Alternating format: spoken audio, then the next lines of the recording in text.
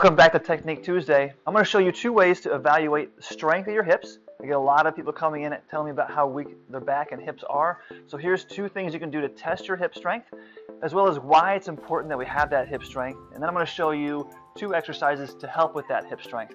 The first way to evaluate your strength is if you stand, get on one leg, don't let your legs link or connect, but I want to see if you can stand and keep your hips level.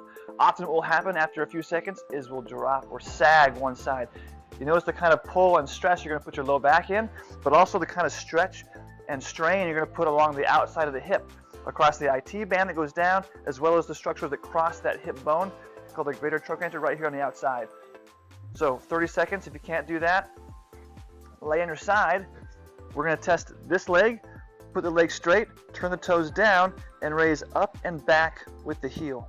Try and hold that for 30 seconds. If you find a great deal of difficulty or inability to do that, two exercises to help with that. Stay right here on your side. We're going to strengthen our top leg. Easy clamshells. One big common mistake we see a lot is people will start pulling with their low back. So now I'm getting a lot of rotation with my low back, and actually my hip is not even moving.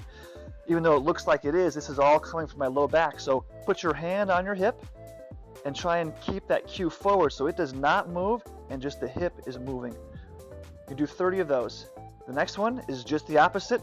We want to try and get that to rotate up. Now you notice how far it's going up. Last week we talked about some restrictions in motion with that hip. If you can't get to 45 degrees in this direction, work on getting those exercises from last week to open up that hip motion.